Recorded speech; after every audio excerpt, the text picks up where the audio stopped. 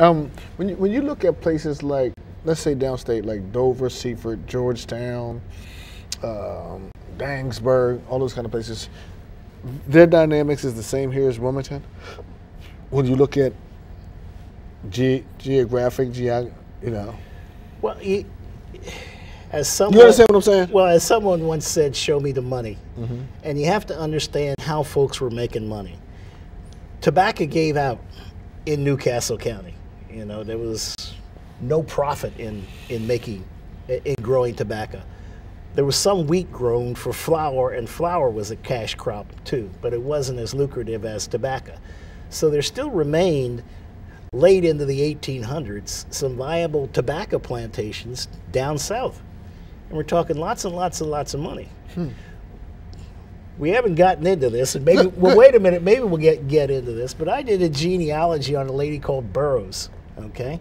And Burroughs doesn't mean anything to us. If I, again, when I throw out Wolford and say there's a town in Dorchester County called Wolford, and it's named after Roger Wolford, and Roger Wolford owned half of Dorchester County and half of Somerset County, you go, wow, okay? That was a big deal. When I throw out the name Burroughs, Burroughs doesn't mean anything to you.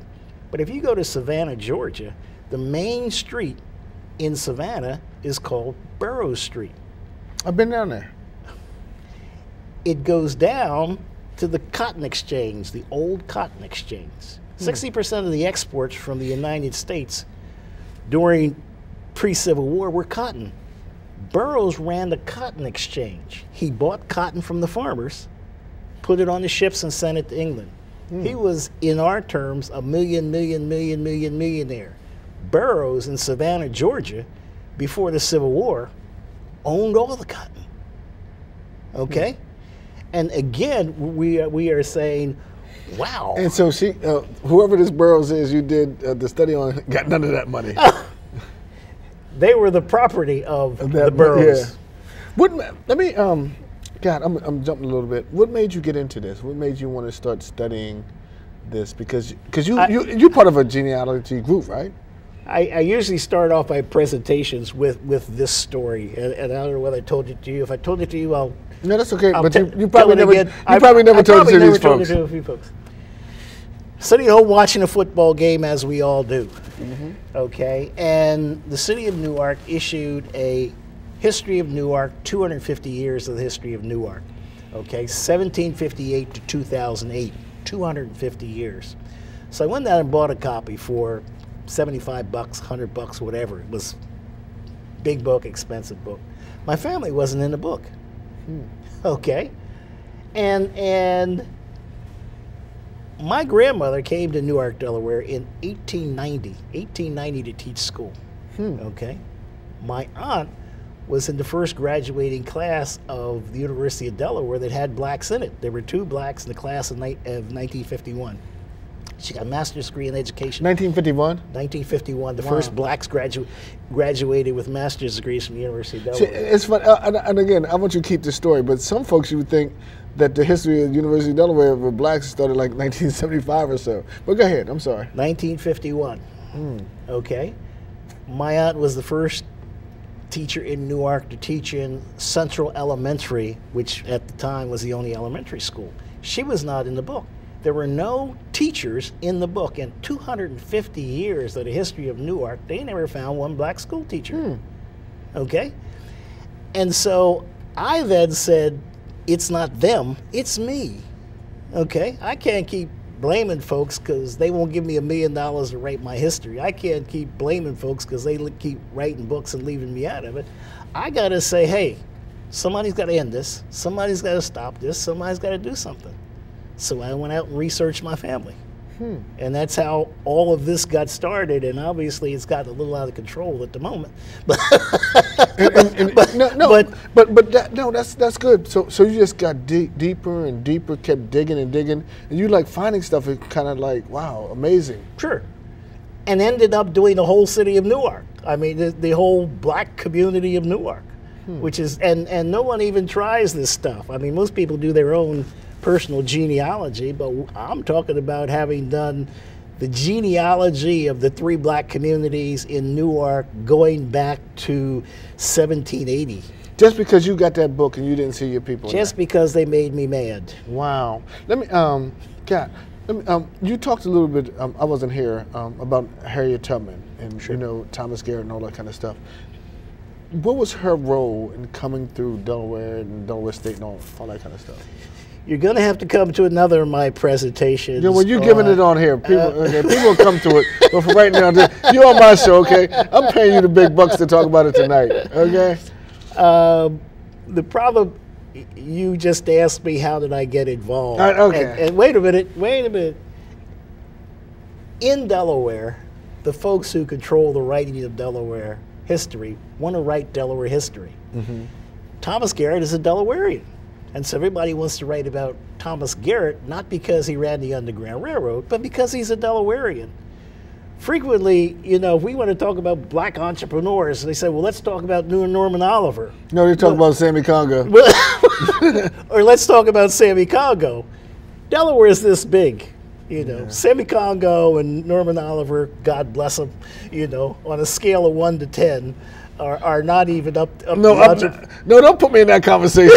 Somebody asked me for $10, I don't have 3 cents. But you know, let me, God, this is so fascinating. And you and I have private conversations, sure. And I think that that's why it's good for me to bring this on TV. Sure. 2 things before I open up the phone lines. I think that what I want to do, I want you to come on the final Sunday, if that's okay, rather than next week. Because I would let. Can you do that? Because I want you to bring some stuff. Because I thought when you brought those articles, right? When you brought those articles on, the papers, when sure. you know, slave for sale and sure. the black, sure. you know, sure. I want people to really absorb that. Oh, we could do it next week. It's totally up to you. I'd be late on the. I have something else to do, which. Well, next Sunday be fine. Could you open up the phone lines, because a lot of people may want to ask this guy a question. I don't want to dominate, but I get into these conversations. Look, I'm like 40 minutes in, you know, and I know I'm dedicating this show to Sadiq Halim, but I find our conversation so interesting. Sure. Put the phone line up and go ahead if you want to talk about something else while we're getting those up. What I was. Hold up. How you doing? Welcome to the show. Hey, Brother Norm, this is Mike Riley. How you doing, Mr. Wolford? How you doing, Mike? Long time. How you been? Indeed, I'm doing well, sir, and I'm enjoying this topic, one close to my heart. I have actually been embarking on researching my family's history and have had some success. At first, I tried from an African standpoint, but that was pointless, so I started tracking from a European standpoint based on information that was passed down to me through my family's oral history. I learned that a family who owned my ancestors was named Bryant down in North Carolina, so I researched the Bryant family tree. Sure. And then I knew the geographic area where my family was, and then I took that approach, and I was able to narrow it down and pinpoint who owned my people on my mother's side. And how we became free was one of my ancestors who was African killed his master, thereby obtaining his freedom, changed his name to Taylor, which is my mother's maiden name. They migrated from North Carolina into West Virginia. So my people here in Delaware are transplants from West Virginia, but originally landing in North Carolina on her side of the family. Haven't done my father's side. Mm-hmm. Is that typical? It's a typical story, and if you find the plantation and the family, you frequently find that the white folks are doing their own genealogy. The Burroughs family that I mentioned, which are the cotton merchants in Savannah, Georgia, there are about 5 genealogies online, Google. And it talks about the slaves that they owned and the slaves that they purchased and the manumission of the slaves. So it's right there on the Burroughs family. Mike, what were you going to say? Well, I was going to say that's absolutely right. And it just was a common sense move for me to know that, you know, European history was documented where ours was fragmented. Right. And one of the things that has frustrated me is that so many of us in this day and age are blood relatives, and we don't know it because slaves were sold, names were changed to the current owner. Some slaves escaped, headed north, and thereby blurring the trail of our family tree. Sure. You know what I mean? And then you just had we have some almost insurmountable obstacles to narrow down and restore our family unit. That's what I was trying to explain. I was getting too technical and I was getting too detailed for Norman, but I was trying to say that if you find a person whose name ends in an O, an I, or an A, forget them. They never owned you, and you ain't related to them. Okay? And it deals with the Northern Europeans were the ones who were here when we were enslaved. And they're the only ones from whom enslaved us, and mostly they're the only ones from whom we took our name. Well, you know better to get too technical with me. Hey, thanks, Mike. I think this is an incredible show, and folks, I hope that you're enjoying it. Wow, I like talking to you like this. I mean, you and I talk for hours. Sure. You know, how you doing? Welcome to the show. Welcome to the Black History Show, by the way. Hello. If I'm trying to find out about my grandmother, she was born in Philadelphia, but we can't find anything on her, but we do know that she died here in Wilmington 50 years ago, and she was buried in Mount Olive Cemetery, but we can't find a copy of her death certificate. There is a lady by the name of Regina Berry who is doing a complete inventory of Mount Olive Cemetery. So my first comment would be you probably should find Regina Berry. Do you have a number for her? I could give her a number. Why don't you call Norman after the show? 655-8250. And I'll make sure he has 655-8250. I'm sorry, go ahead. He has Regina's number, but she is physically taking pictures of every tombstone, and she's tracing the tombstones back to the death certificates. She's matching up the death certificates with the tombstones, which is just an incredible piece of history, because blacks for a long period of time were just being buried. Yeah. Wow, this is so. Is that okay? You got that? Yes, but would the News Journal have a copy of the obituary? The News Journal, you serious? Obituaries you aren't looking for. You're really looking for death certificates. And 50 years ago, you should have a death certificate. So death certificates, even for blacks, go back to probably about 1850. So if she died between 1850 and now, you should be able to go on Ancestry.com or Family Search, look at the death certificate section and find her. Okay, thank you. Okay. That's why you got to watch Crossfire, man. How you doing? Welcome to the show. Hello? Yes. Yes, my name is William White. How you gentlemen doing on tonight? Okay. Doing well. Good. I have two questions, rather. Well, not questions, but I guess the statements in respects to, number one, the reparations or the economic situation in which our ancestors were slaves, as we know that America was built on the backs of slaves. The economic situation, considering that we were property, the asking for reparations that came into play, do you think that would be something of a benefit for us, or do you think reparations is this ongoing discussion that will never be addressed? About 2 years ago, one of the professors at Delaware State got the Dover City Council to issue a resolution for an apology for slavery. And I'm not even talking reparation, I'm just getting an apology which says Delaware was a slave state, Delaware imposed slavery, Delaware had laws which kept people in bondage, and therefore they should apologize for their participation in slavery. The Dover City Council sent that to the General Assembly, and the General Assembly threw it in the trash can. Now, I make that statement because you're asking for money. You're asking for reparation. We can't even get an apology. Okay, thank you. How you doing? Welcome to the show. Hi, is this Norman? Yes, it is. Thank you. Excuse my voice, I have a cold. but this is for Sil. I began tracing my genealogy in the latter part of the 90s, and I used 4 surnames. And I found with both 4 surnames, when I hit the 1860s, it was like hitting a brick wall. So my question to Sil is, do you have any tips or clues how one can get around that period? Because I suspect I'm not the only one who has that problem.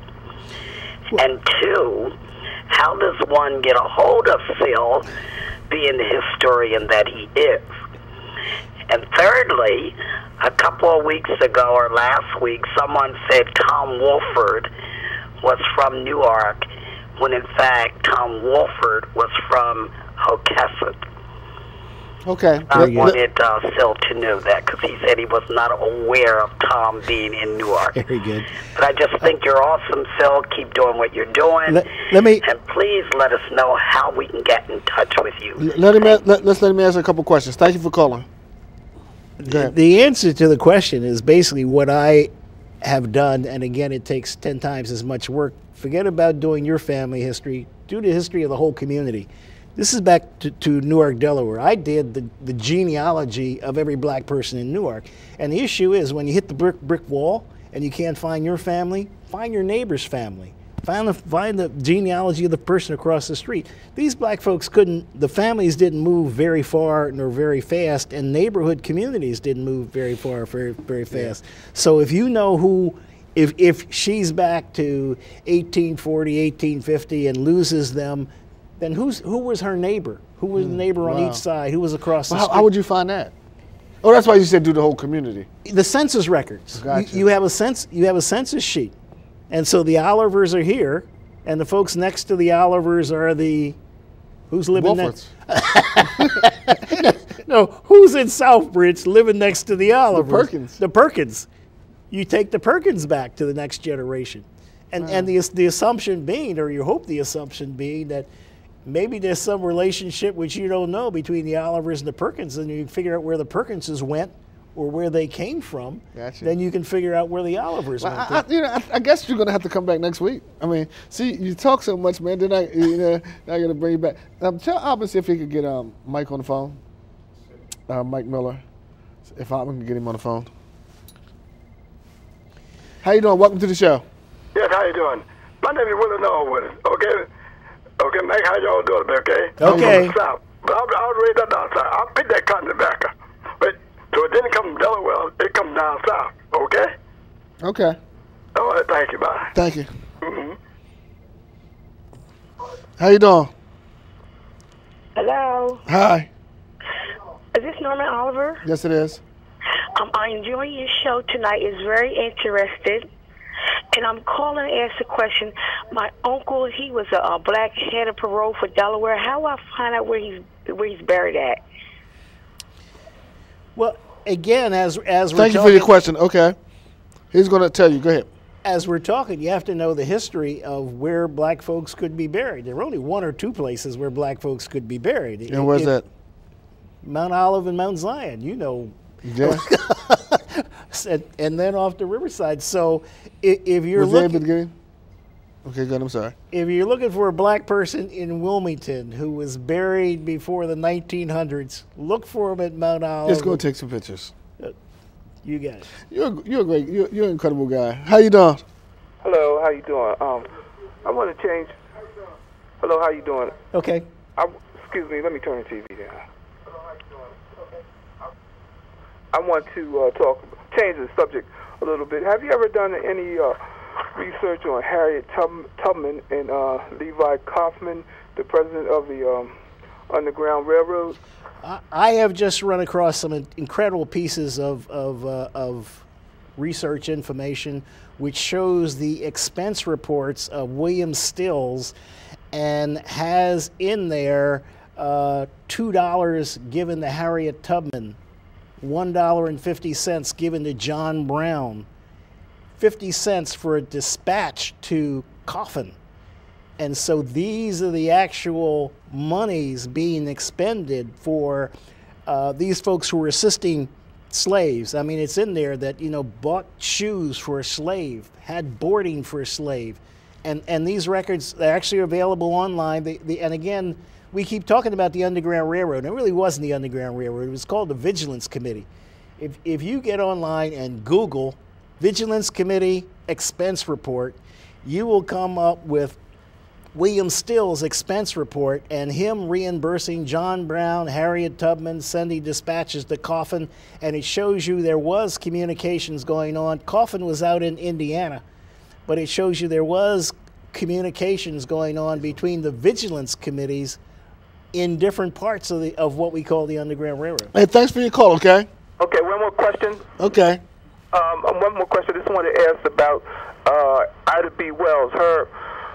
Why did she mention when she gave up her seat instead of Rosa Parks? Thank you, buddy.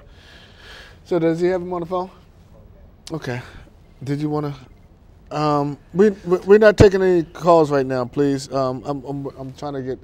Is Aben calling Mike? Let's do again some overlap. There was overlap. Ida B. Wells was one of the founders of the NAACP, and she was also part of the women's suffrage movement. And there are overlaps between the women's suffrage movement and the anti-slavery society and the Underground Railroad. Hello. Hey, Storm. Okay. Yeah. Look, Herman. Hey, Herman. Before you ask your question, Herman, I don't have time. I want you to come on. Can you come on the fourth Sunday with Kenyon Camper for me? I believe so. Thank you, buddy. So. Okay. I see you then. Is he calling him? Oh, okay. I see. Hold up. I got him. Hey, Mike. What's up, Storm? How you doing, buddy? I'm in the middle in a heated show that's very good. Hey, Mike, I was in here talking about the Howard High School team, and I just wanted to talk a little bit about my appreciation for that team, 1973, when you guys went undefeated.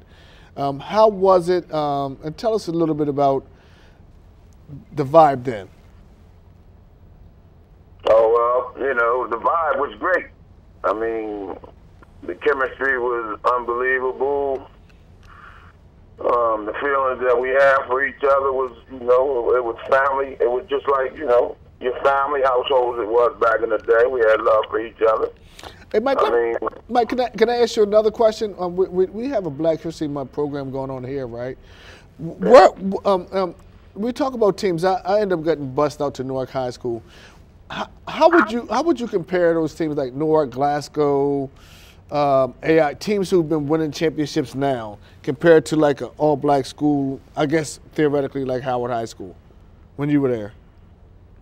Well, I think the culture was different, man. It was like, you know, back in the day, we represented most of the African Americans in that area and almost in the state of Delaware because the majority of them went to Howard. Mm-hmm.